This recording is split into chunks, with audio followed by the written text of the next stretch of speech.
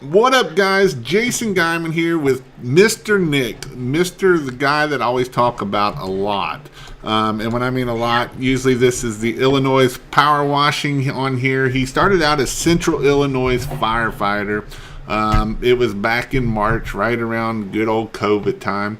And Nick is one that I use a lot because he is one that has had great success this year. He kind of listened to what I said and did what I said, and he was being able to do very good this year.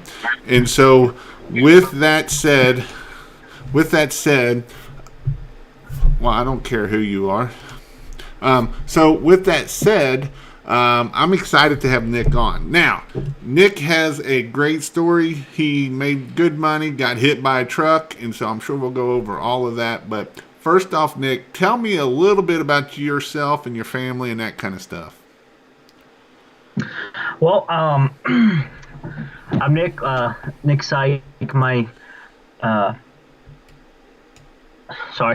we have almost 8 month old baby. He's upstairs screaming, trying to get put down. So I'm married. Got a wife, 3 kids, 2 daughters, 2 stepdaughters, and then my son. About 28 years old. Been a fireman for. I started volunteer probably about 7 years ago, but I've been a full-time fireman for about 3 years. Got into pressure washing this time last year when they said you guys need to be worried about your jobs, essentially, is what happened. So got into pressure washing, reached out to Jason. So, talking about And that a little bit, I was trying to find the email where you actually sent me the very first one, but it was actually an Ask Jason question. It was a big long page, and I actually deleted it. But I'm excited because I seen the response and I knew what the questions was and that. And so, this is something that Nick and Greg Townsend were two that kind of were like, hey, this world is turning upside down, and that kind of stuff. And I actually got something here from Nick with a nice letter, but this is something that when I got this was something that it really did. I mean, I was like, look, Jody, look at this, my wife, and this is the goal of what of helping people. So what that first email that you sent me, what all was in that email that was like so hard, and why things were being so tough? well, it's been so long. We've talked so much since then. I think the big part was reaching out, explaining my situation about getting laid off, and we were really close. We were really close to getting laid off, but luckily we had some good guys who got retired and saved our jobs.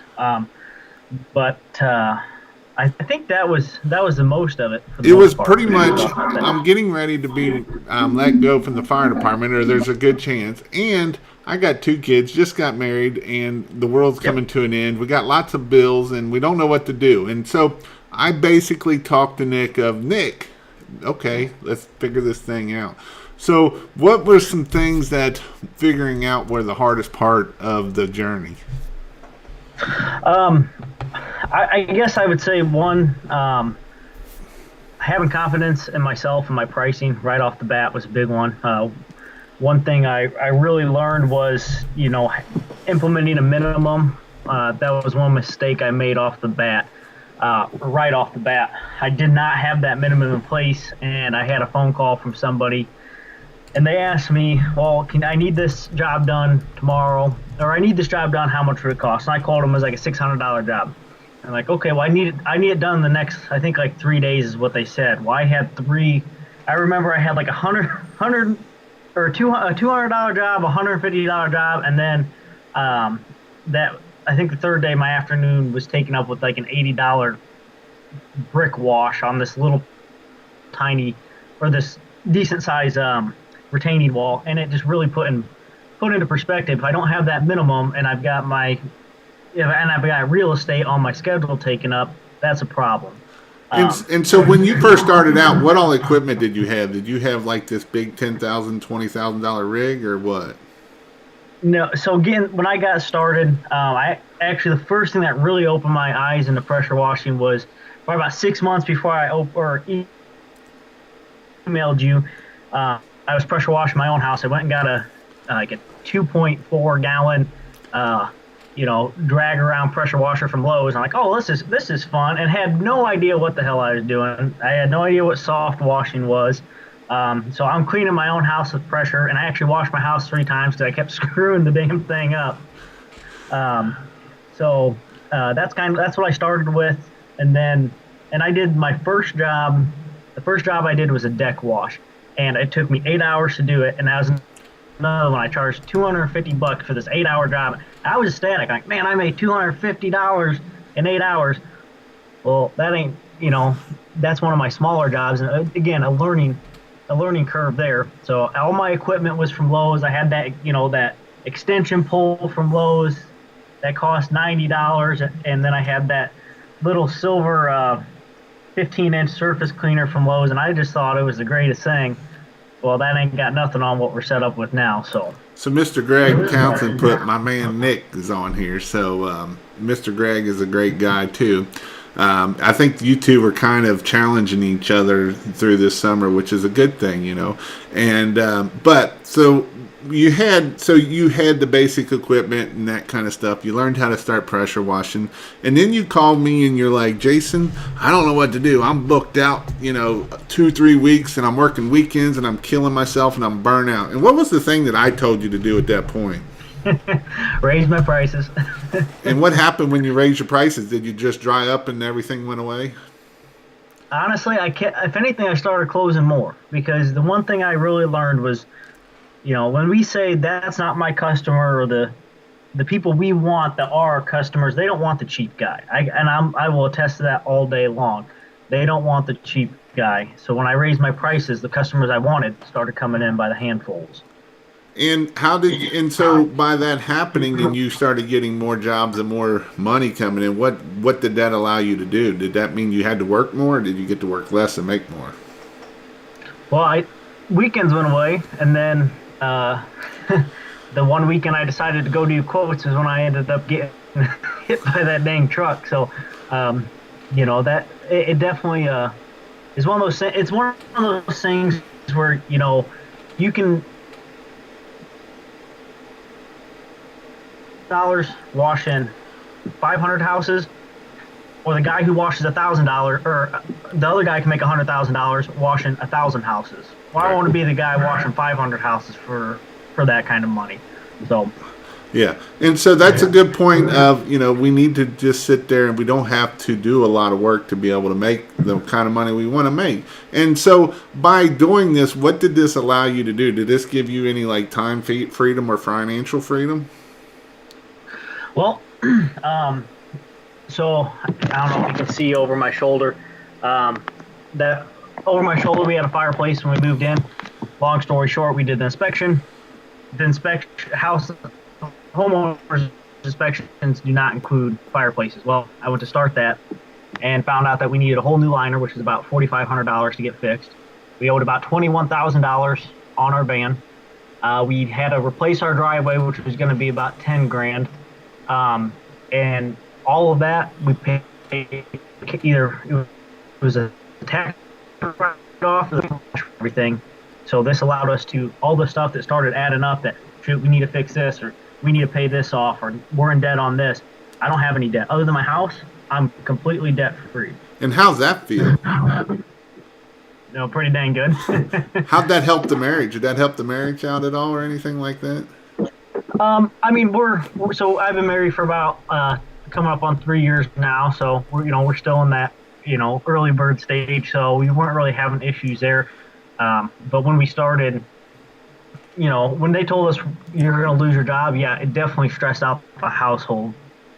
And then having this, I mean, that's finances are not an issue for us anymore, and there's no better peace of mind than knowing that if you get laid off or if you get hit by a truck and can't work, it don't matter because we got that money. So we're going to jump ahead a little bit and talk about getting hit by a truck, because you literally did get hit by a truck. And, this was kind of one of those things that, your wife texted me pretty much that morning of. And I knew I'd come close to you all, but I didn't know I was that close that your wife actually thought of me saying, hey, pray for Nick, because he don't know if he's going to live, or because it was that bad. And that touched me too, because my goal is I want to help people. And there was nothing I could do, but if there was anything I could do, I was willing to help your wife in any which way I could. But with that said, what are some things that you learned from getting hit by a truck, and things that what you, since your business did this, but now you may be pivoting and doing something different? Well, I guess the first thing I'd say is, putting getting those priorities in mind. I always said, "Oh, I'll get off the truck." This business is growing. I'm going to get off the truck one day. That'll be my 3-year goal. And it's like, oh, you know what? If I do this for 5 years, I can pay my house off. If I'm not putting that money out the door to have an employee do the work, I can keep all that money in house. Then it turned into, well, if I do this for 7 years, then I can pay the house off and buy a brand new truck. That wasn't fair to my family at all, to think of it that way. So it definitely put my priorities in check. And the first thing I decided was, I'm getting off the truck this year. I don't care. So let's talk, because somebody's asking about, you got actually hit by a truck and you were riding a motorcycle, correct? So I think what I originally posted on Facebook was inaccurate. I think I said someone blew a light. But in my defense, I had a massive head injury, and I was on a lot of drugs in the hospital. So what actually happened is, we were going opposite directions. It was a 17-year-old kid. He said he was pulling over. He said he was pulling over to answer his phone, but we're pretty sure he was just on his phone. But that's a whole nother conversation. But so we were going opposite directions. They estimated me going about 55 to 65 mile an hour, and he took a left and turned right in front of me. And I hit the side of his truck. He had a 4-door truck, and my front tire hit. They said right where the cab and the bed meet, that gap there, my front tire hit it perfectly. And if you think about a motorcycle and you lift up the back end of it, that momentum's got to go somewhere. So what we think happened was, I hit, and then that back end came up and swung to the right, because they said and Jason, you'll appreciate this because you were a fireman, you understand this, the significance of what I'm about to say. All my injuries were on the right side of my body, and they said when that bike swung with my body in between it and the truck, I put a foot of intrusion into that truck. No helmet on. They said when they got there, my tibia and fibula were sticking outside of my body.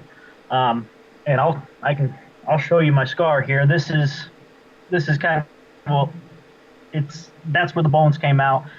So dislocated my right shoulder, broke my nose, split my chin open, dislocated my big toe. My fibia was in 4 pieces, so I've got a rod from my hip to my knee, and then my tibia and fibula, like I said, were outside of my body. They put a rod in there,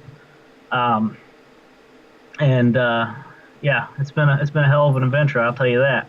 And then again, a massive head injury. I've got memory loss up between 2 weeks before the accident and about a month and a half after the accident. I can't probably remember anything.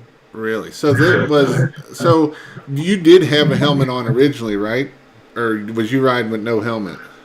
Now, everybody asks me, are you an advocate for helmets now? I tell them no, because I survived this one without a helmet. Jokingly, if anyone rides, please wear a helmet. I'm one of the lucky ones that made it through, but no, I did not have a helmet on. So when the bike actually hit, you actually hit into the door then and stuff instead of getting flown over? Is that correct? Yeah, I think originally they thought that, I thought I got tossed, but after talking to everybody and actually finally talking to people who spoke to the officer who was first on scene, which I've called him multiple times. I wish I could get a hold of him to thank him. He was the one who actually tourniqueted my leg, and but yeah, they said that they think the back end swung, and then that's why all my injuries are on the right side of my body, that I just got sandwiched between the two. So he actually put a tourniquet on your leg then? Yes. Wow. Otherwise you'd have probably bled out at that point, or? Yeah, they said 5 more minutes, I would have been done. My original pressure was 60 over 40 something, and or 70 over 40 something. I think the last one was like 60. It was starting to narrow. So they yeah, and they dropped what they gave me 2 bags of fluid en route with 2 large bore IVs, and then they slammed 2 bags of blood in the ED. And then when I went back the second time, because I became septic from the infection, and they had to go cut a bunch of my leg off or out and shave all that out, I got another 3 bags of blood then. So you were definitely had the willpower to get back because you wanted to be a firefighter, correct? Yeah, they. So it was. I kind of want to. I call it. I tell everybody it was my hold my beer moment, because they kept telling me, well, we don't know if you're going to walk again. Or, well, the first thing they said, for the first 3 days, they said, we don't know if you're going to keep your leg. They said, if this would have been 20 years ago, they would have chopped my leg off in the trauma bay right then and there. So it was first, we don't know if you're going to keep your leg. Then it was, we don't know if you're going to walk again. Then it was, we don't know if you're going to be a fireman again. And that was when I said, it was my, hold my beer, let me show you what I can do, you know. So, and I go back to work tomorrow, just answering phones. But I'll be back to full duty beginning of March. So 6 months out. They were estimating up to a year and a half for recovery. And again, that was a hold my beer, let me show you. I'm gonna be back sooner than that. So we're looking at 6 months total. So you've been out for 6 months, but before you got to this point, you were ready to do. You did. How much did you end up doing last year in business? Was you right around 80,000, 70, 80,000? So I was right around 60 is what I finished with, but I had another 15 on the books. So yeah, we would have. I'm sorry, it was right around 60. So we would have finished around 75 with what we had, and then on the books. My phone kept ringing, so I'm very confident that I would have had another $15,000 a month by the end of it. So we're kind of predicting that we lost due to this accident well over $30,000 in work. So once you get back from the firehouse and you get back going, are you going to do the pressure washing this year, or are you going to hire somebody to do that? No, we're going to hire, and it's one of those things. If anyone knows how fireman's schedule works, we're 24 on, 48 off, and especially this year, I'm probably going to need that 48 hours to recover, or not just recover. You know, if I catch a big working fire, I'm gonna need at least a day, and I'm not gonna sacrifice, you know, my business for that. So we're gonna, and it goes back, Jason, to yes, you asked what this accident has done for me, and again, it's opened my eyes to family's the most important, and the best way to spend time with your family is to have financial freedom. So getting off the truck is my number one goal. So we're gonna hire, excuse me, we're gonna hire, start about April. And my plan is I might work in April, just kind of training and being alongside everybody, or being alongside my guy, whoever I hire. But I have no plans on going back out. So that's a good thing to be in, and this is a good thing. There's going to be some learning curves and stuff like that you're going to have to deal with. But I know you can do it because you got the willpower to do it, right? Yeah, and it's one of those things, Jason. We talk about staying off those Facebook pages, and if anything, I get more irritated at them now because I see people complaining, well, I got my competitor this, my competitor that. I so badly want to be like, listen here, dude, I almost lost my damn leg, and this week I just booked over $5,000 worth of work. I don't want to hear it. There's no excuse. And I'm not saying that my situation is worse than everybody's got their own situation. Everyone's got their own issues. And I'm not saying mine is worse. However, I will say mine's pretty significant, and it ain't stopping me. You know, I'm answering my phone. I'm jotting down who I need to call back, what I need to do, and we got over $15,000 worth of work already on our books this year. So I don't have much sympathy for people who say, "Oh, poor me, I got this issue." No, I have issues too, but we can move past that and still run our businesses. Yep. As Jason Hefner put, Nick goes to show everyone that obstacles and inevitable failure is optional, and that is 100%. And so let's talk about a little bit about how did you get your business in 2020? So I actually started with those door hangers, and that really got me off the ground. At least got me, it kept me about a week out, and then I, got a little money, and instead of, putting it in my pocket, I turned around and invested it. I will say one thing that helped me is these stimulus checks. If you're getting a stimulus check and you're not, and now if you got to pay bills, all right, that's number one priority. You put it into your business and you lose your house, that ain't helping nothing. However, if you're going out buying, going to the bar, going and gambling with that money, that's just ignorant. Take that stimulus check. If you're still making your bills, put that into your business, and that's what we did. So I got my, when we got our first stimulus check, I was like, well, we could put it in the stock market or, and let it grow, or I can invest it in myself because I trust myself more than the stock market.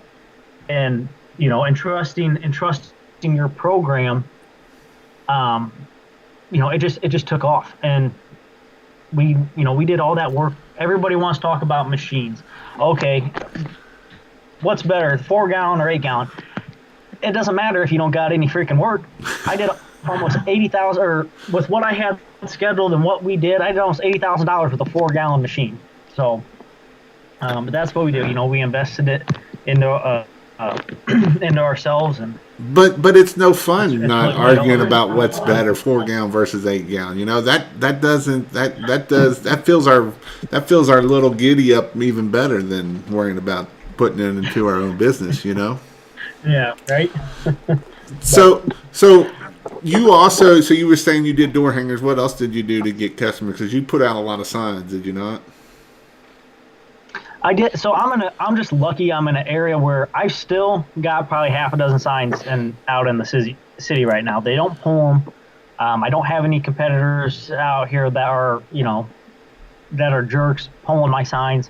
The big thing I've learned with signs, if you put them in like a grassy median, someone's going to pull them when they mow. So what I started doing is when I had my bike, I would strap my signs to the back of my bike and I'd ride up on the concrete medians, and the cracks in that concrete, those little sticks for those signs, they'll fit in there. I promise you, they'll fit in there. So I started putting them there. No one's walking out on a concrete median and pulling them. That's where, like I said, I got half a dozen signs out probably still, and they're all in those concrete medians. So signs, I bet you signs were 50,000, or I wouldn't say 50, I bet you signs were $48,000 worth of our work. Now, I did not do a good job last year of asking, hey, how'd you hear about me? So it's kind of hard, but when I would remember to ask them, how'd you hear about me? I would say 70% of them were signs. So that, and then we did some Facebook marketing. I would say if you're going to invest in Facebook marketing, definitely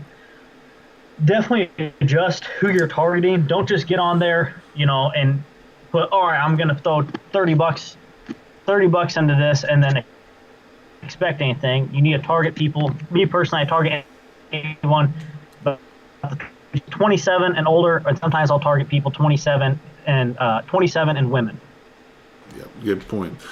So what is one thing that you failed in business last year and 3 things that you learned from it? I would say one thing I really failed in was I did not get any emails. Like I did everything over the phone. I didn't get anybody's email address. So when I'm following up my customers now, I got to call them, and which I've also found through this, I'm very good at sales. So if I can talk to people, that's better. I close better than if I'm just sending them an email. But at the same time, as my business grows, I can't afford, I don't have the time every year to, this year, I'm going to call 100 people. Next year, I'm going to call 300 people? That's not sustainable. So that's one thing I really need to adjust. And, as far as the 3 things I've learned from that is, I don't even have it. I printed it off somewhere, but I went ahead and made myself a quoting sheet a couple days ago, and one thing on there is email. So having those sheets, having that quoting sheet, that way I can make sure I get their information, um, and then I would say that'd be another thing I learned was making sure you have a quoting sheet with everything you need. Email, address, phone number are huge. I had I remember last year I didn't write the guy's phone number down, so I'm like, shoot. So I actually had to drive back to the guy's house, knock on his door. Thankfully he was there, and I was like, hey, sorry I forgot your email, but you good if we clean tomorrow? He's like, yep, no problem. So having that and being organized, because my here we go. This is all I've been using. These little notebooks, these 80-cent notebooks, and at first it was great, but here's 2. Here's 3, here's 4, and I got 5 up, number 5 upstairs. This is not, these are filled with content. It's just a pain in the butt now, but I didn't expect my business to take off the way it did. Yeah, let's talk about that, because I remember your goal was $15 or $30,000. $10,000. Nick's goal for all of 2020 was $10,000. So what do you think about that goal? When you hit that goal, you hit it within, so you started in March, right? And then you didn't do much in March, but April, didn't you not hit it by April or the end of April? Yeah, so we started in April and we hit it by the end of April. So, it's, if someone would have told me that I would have been like, you're crazy. There's no way. But now at the same time, so I hit that by the end of April, but to make that 10 grand, this was prior to talking to you, or this was prior to you telling me to raise my prices. To get that 10 grand, I probably did twice as many jobs as I did in the other months to gain that same amount of money. Yep, because it's all about raising our prices, getting what you're worth. And, you've kind of learned from this by owning your own business and doing it that you kind of enjoy sales, it seems like. You kind of get that challenge. So do you bid online or do you bid in person all your bids? So I do all my bids in person. Unless they're like over an hour away. And typically if they're over an hour away, I've got enough work here. I don't need to drive that far, so I like to do all my quotes in person. Now, sometimes I'll show up if we can't get a time to match, like, hey, I can't be here, but I can be here at this time. Well, I can't be there at that time. Then after about 2 or 3 attempts, it's like, I'm just going to go quote it, and then I'll do it over the phone. But I close very well if I meet them in person. So one thing you need to do for 2021 is get into CRM. That sounds like one thing you need to do. Yeah, I actually met with a guy last week, and yeah, that's on my. I don't know if you can see this, but this is my goals and my 2021 to-do list up there, and that was one of my things is get a CRM. So what is your goal for 2021? $100,000. So I've got my personal goals and business goals. My main goal, my personal goal, is to get back to the firehouse, which I knock that off the list in March, and then spend more time with my family and lose 20 pounds. Those are my personal goals. But my business goals are I want to gross 100,000, get 50 Google reviews, get 5 large commercial jobs. Find winter work, follow up with all my customers, even the ones that tell me no in person, and get my to-do list done. And I want to branch into other markets. And this is a good thing that I love because you've written them down. You look where you're looking at, and you can see those goals. And you know what happens when you write down your goals? You know what happens when you write down and tell somebody your goals? You're like 70-some% that you will actually hit those goals. And this is why I tell people, and I tell you all, to write your goals down. If you write them down, you'll be able to get to where you need to be. And I think my little birdie in my head thinks that you're a little low on your $100,000. I'm just saying. Yeah, I think I need to bump it up about 20 grand. I'm guessing I say 100,000, but my monthly goal is 15,000 every month. And right now, April, like I said, we got about 15,000 in work, $15,000 in work, But when I actually put it on my schedule, I'm like, you can get that 15,000 done in 3 weeks. So now we're looking at a $20,000 a month, and then I put in um, two bids on apartment buildings. One was like 17 buildings, the other one was 15, and they're big buildings. I'm just hoping I didn't overprice them. That's one thing I really need to learn. I looked at it like at an hourly rate, like we talked. But for me, right now, for me to be profitable, my goal is $100 an hour. So now that I've got an employee and a little bit more overhead, that's different.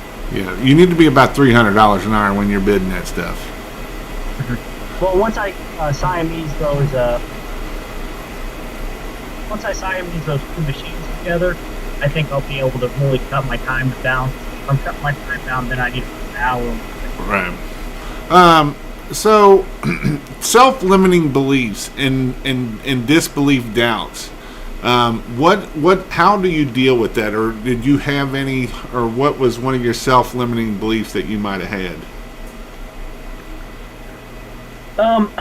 So, and that kind of goes back to my accident. I'll tell you right now, I got in a pretty bad place mentally, just being honest with you. And I know we have a lot of firemen on here, so I'm going to say this, kind of branch off a little bit if you don't mind. Mental health is something that I never really thought was a big thing. I didn't really think it was really real until I went through it. And I got in a pretty bad place mentally.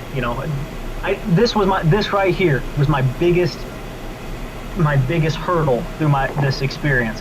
Now I say that because we talk about you just asked about self-belief, believing in yourself.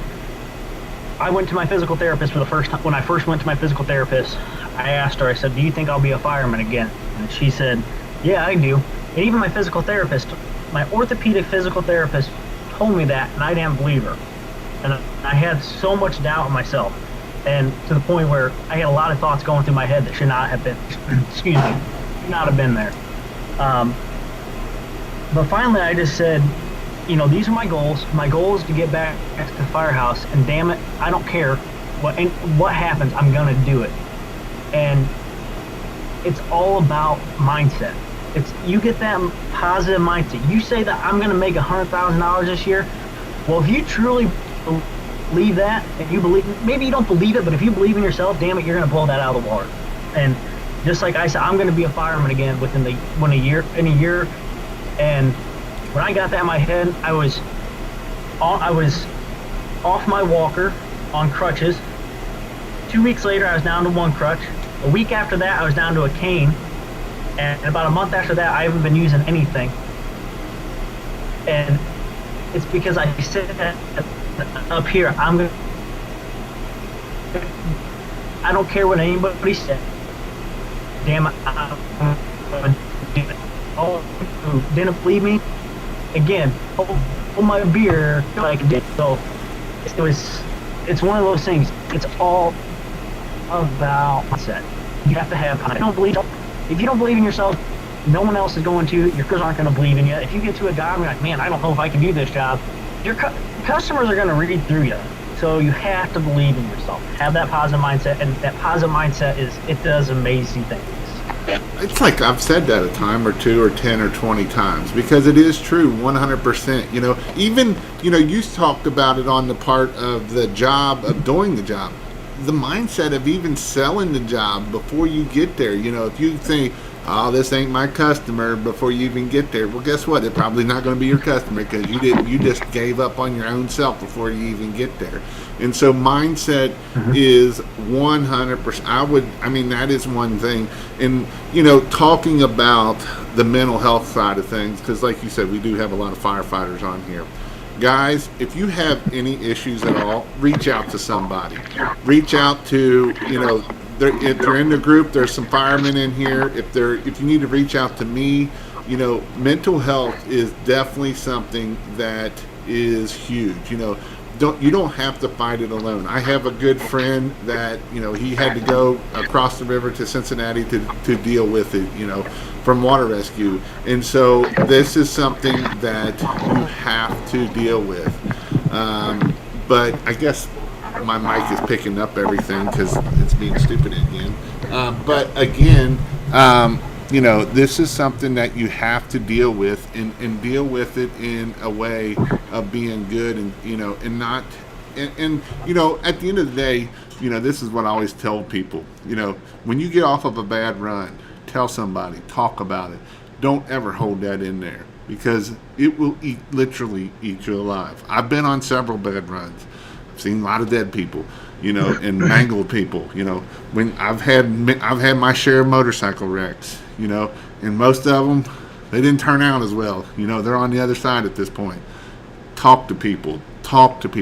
Comment. Ask me. Talk to different people. So, again, the one thing I do like about the pressure washing is you can kind of open your mind and spray water, and it's kind of the spraying water part of it is kind of the dumbing part of it. At the end of the day, it doesn't take a lot of brains to sit there and spray water. But so I'm gonna get off that soapbox and get back over here. So, what fear did you have to overcome so that you could be successful? I would say, especially raising my prices, the fear of being told no, and the fear of going out and doing 10 quotes and only closing one job. Because when I started, I was closing every job. Well, yeah, dummy, of course you're closing every job because you're the cheapest guy on the block. So of course I was closing every job, but that fear of being told no. But once I started closing those jobs, I dropped down to, I don't know, probably around 50% is what I started closing. But that was, that's okay. Closing, you don't want to be, if you're closing more than 60%, you're priced way too low. If you're closing less than 40%, you're either priced too high or you suck at sales. So no, but if you're, like I said, if you're closing more 60%, nobody's that good of a salesman. You can say you are, raise your prices. There's that of, again, being told no. It's scary, but once you start getting those couple yeses, and once you start getting those couple checks for those 5, 6, $600, those $1,000. I mean, my biggest job last year, my biggest residential job last year was $3,000, and that was an awesome payday. But that was actually one of the first jobs I quoted after you told me raise your prices. And I went, and now it was a big job. I was there 3 days doing a cabin, roof wash, patio, deck, massive house, gutters. I mean, we were there 3 days, driveway, sidewalks, patio. Definitely worth $3,000. But I would say that was probably one of my bigger fears. Yeah, hearing that no is not always the easiest. That gets tough sometimes. That's one of those things that it's just hard sometimes to deal with hearing no. But on the other hand, once you can get over that fear of no, guess what? You can start changing your life. You can start doing things that you love to do. You can start enjoying time with family, because at the end of the day, that's what really amounts to. If you're gone all the time and you're never home, and I know Jason on here, he was one that was working weekends and just killing himself, and he was making money, but if you're never home, what good does that do? Your kids are growing up faster than what you believe. And if something would have happened to Nick too bad, that it would he would have been gone, and his kids would have never known him because he's been working all the time. But now he's been able to do stuff to be able to make that happen. So by getting debt free, how did that happen when you got hit by a truck? Was you worried about money and all that kind of point at that point, or was you feeling okay at it still? So we had enough in the business account that would have bought us about 3 months. That would have covered our bills and our lifestyle for about 3 months. Obviously, if we back our lifestyle down, probably an extra month, 4 months there. Now I'm very lucky. we have it. We're union, so we have it contracted that our guys can work our shifts for us in times like that. Now, like, so I never lost my paycheck, So essentially, those guys worked for me and did not get paid, but I kept my paycheck, so it didn't cost the taxpayers anymore. So from that standpoint, wasn't too much of a concern. But even if that wouldn't have been part of our contract, and they said no, they ain't working your shifts, and we're not paying you, I would have been fine because we had that money from the business. So it's one of those things. It's a blessing in disguise that we started this business, because at first it was, well, we want the extra money in case I get laid off. Turned into, well, now we have that. It's a good thing we have the extra money because I'm, fighting death here. So. And it sucks because I know your wife was worried big time when that first text I got from her. I was like, oh, that ain't good. I know what that means. And God bless her heart, she was, and one of the main reasons for her reaching out was she knows how hard I've worked building this business, and the last thing she wanted was for me to get in this accident and for us to she was afraid that we were going to lose our business. But wait a minute. So did you? She knew the right person to call. So you actually have to work a little bit to get this business to work, correct? Is that what you're saying? So everybody says, well, firemen are lazy. They get 2 days off and they sleep at the firehouse. Well, I'll tell you right now, I didn't have a day off this summer. And I will say, if you are starting your business, the first year, you need to be prepared. And I know we talk about not working weekends, but you need to be prepared to be working 80-hour weeks. And if you don't work hard, it'll pay off. Like, this year's going to pay off for me. I'm looking at my goal. I'm going to make $100,000, and I'm not going to wash a single house other than training. I'm going to train my guy. But once that's done, I'm going to make – there's a saying out there, you can work for your money or you can make your money work for you. The first year, you got to work for your money. But your goal needs to be, first year, I'm going to work for my money. The second year, I'm going to make my money work for me. So, I'm pretty excited for this year. I'm going to make a lot of money, and I'm not going to be doing anything because I put in the time and the effort this past season. So if you was new and started all over, what would you tell a new guy? I would say get it out of your head. Well, I'm new. I'll raise my prices one day. I'll start low because I'm new. And once I learn, don't do that. I'm not big on the whole fake it till you make it thing. I hate that saying, but I will say it here. Act like the big guy in front of your customers. Have them think you know what you're doing. Even if you look at a house and you're like, man, I don't know what that stain is. I'm not sure. Now don't go getting over your head and price low and end up being oxidation that you have to remove, because that's another story. Yeah, let's go down that route. Let's go down that route, because I think you even called me about it. And what did I tell you about that oxidation? So I had an aluminum siding house, and I got there, and it was like maybe 1,000 square foot house, and I did a test spot for him, and the test spot turned out great. Sprayed a little gutter grenade on there, scrubbed it with a brush, and it came out looking great. It was about a 1 by 1 foot square. That was the only part of this house.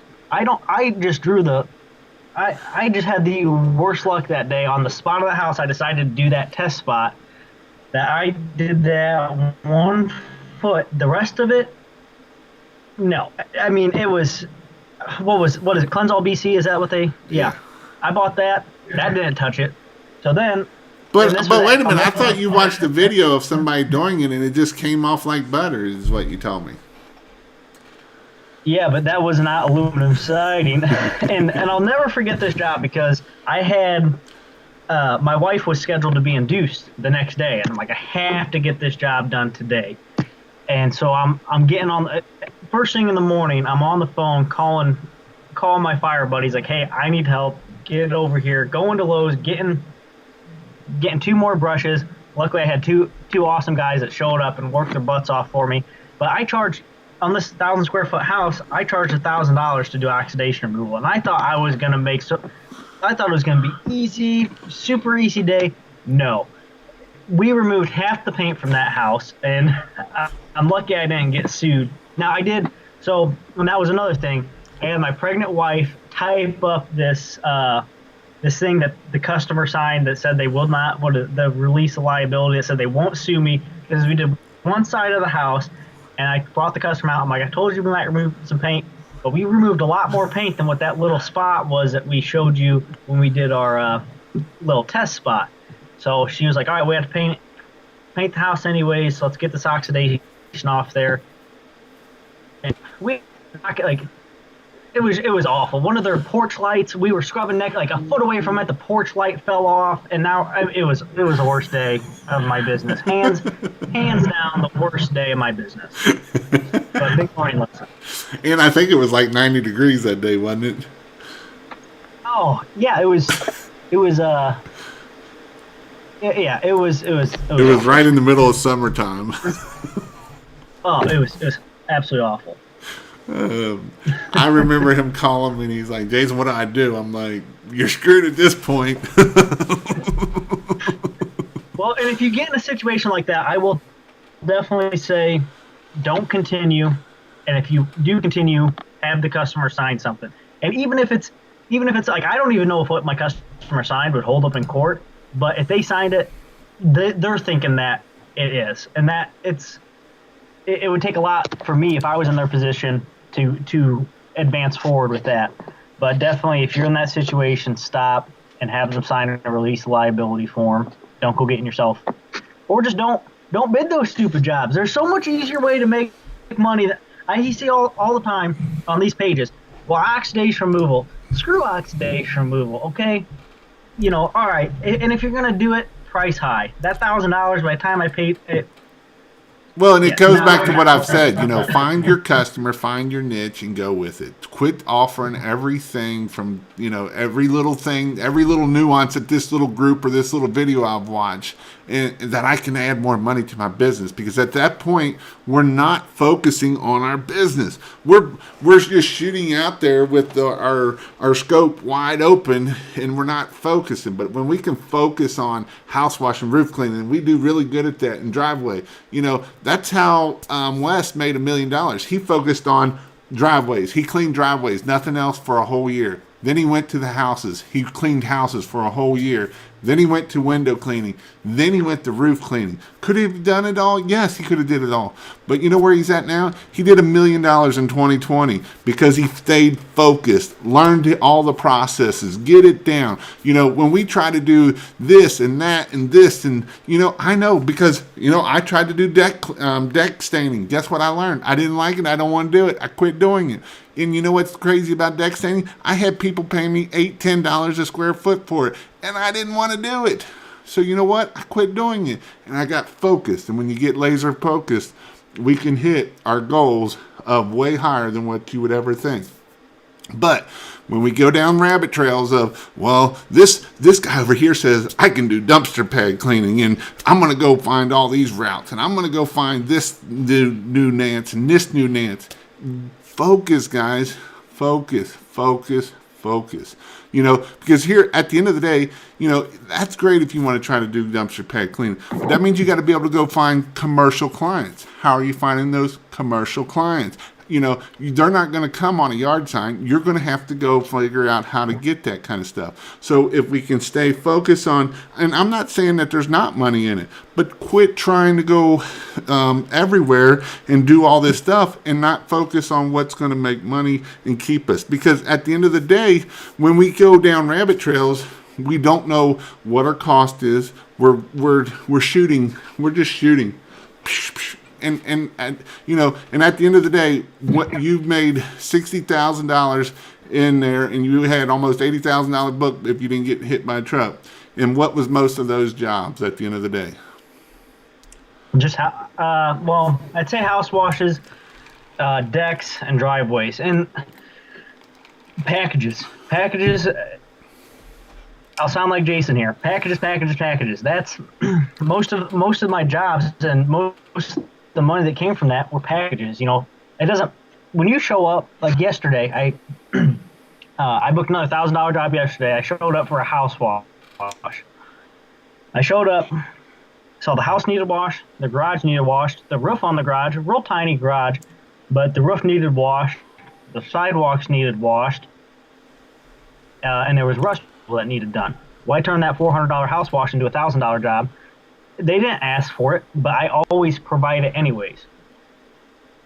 Yep. Amen. Because that's how we can upsell, and that's how we can get to that next level and stuff. So, these are some things that you got to do is focus, and I understand it's hard sometimes that we want to go down. Jason just put on there, I like paint and drywall and, paver sealing, handyman. Exactly. Find out what your niche is and hit it. You might find out that you love doing paver sealings, and there's some great money in paver sealing, and then focus on it. Can we upsell other stuff? Yes. But this crap of going down the road of just shooting every which way, you're not going to be profitable at the end of the day. You're not going to be profitable. Somebody said a log cabin, is there money in that stuff? Heck yeah, there is. And when you focus on stripping log cabins and doing that kind of stuff, guess what? You learn how to do it faster, and you can be good. And there is certain niche areas that you can really be good at. If you're in Tennessee down by Pigeon Forge and you're stripping cabins, well, guess what? There's going to be everybody down there wanting their cabin stripped. So that's a market down there. Around here, we don't have cabins, or not that many of them. We have a few. So, it's all about sitting there, focusing, and getting it done and hammering down on it. Mm-hmm. All right. So we talked about what you do as a new guy. What's some words of wisdom for somebody to grow a business? I know what they are. Go in all the Facebook groups of pressure washing. That's a great place to start, isn't it? Yeah. And my big thing with those groups, everyone's talking about all their success, and that's great. But if you mess up, remember where you came from. Everybody wants to get on there, especially, and I'm guilty of it too, making some smart ass comments or whatever, but people forget where they came from, and they get on there and say, well, you need to do this or that, or don't bid that job, or don't do that. It's like I just get so tired of seeing these guys on there. You didn't know stuff when you started. Give them a break. So when you do start being successful, you might not be able to pay it back to all those guys, all the guys that answered your questions. You're not going to remember who they are on Facebook. You're not going to be able to pay it back. Pay it forward. Allow yourself to, okay, I know this is kind of a silly question. What chemical should I use? SH. Okay, everybody knows that, but that new guy doesn't. So swallow your pride, remember where you came from, and pay it forward to that new guy. Help him out. And especially in today's climate, and we're in a very, very bad time. The world itself is in a very bad time. The last thing a new guy needs is to be beat up on Facebook because he's learning and he's trying to better himself. And there's so many guys on there. So I would advise people, one, if you're that guy, knock it off. If you're that new guy, be very careful and don't let those guys get you down. Don't let those guys knock your hustle. Learn what you need to. If you're a new guy, get Jason's program, add me on Facebook, message me. I don't care. If I don't know it, I'll tell you right now, I'm not going to be that guy that says, oh, well, yeah, just do this or that when I don't know. And screw you. I'm going to tell you, I don't know. And if anything, I'll go research the answer for you and get back to you. But as far going back to your question, I can't harp enough on mindset. Have that positive mindset. You're a new guy. You're new. You're not going to know. You're going to make mistakes. When you make those mistakes, post those. I'd rather see people posting mistakes online, helping the other guy and helping. You don't know. Okay, so my Is it embarrassing that I removed half the paint from a house? I don't think so because I was new. I screwed up, and I made it right. I actually lent that customer my spray gun, so because they were going to spray their house. So but you have to have that positive mindset. You're going to make mistakes. Get insurance so when you do make mistakes, if it's a big mistake like mine, and if I needed to use my insurance, hey, I had it.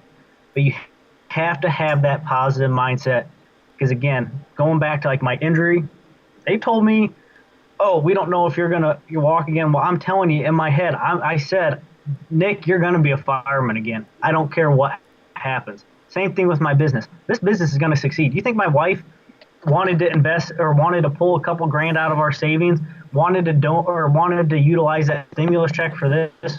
No, but I told her, hey, failing here for us is not an option.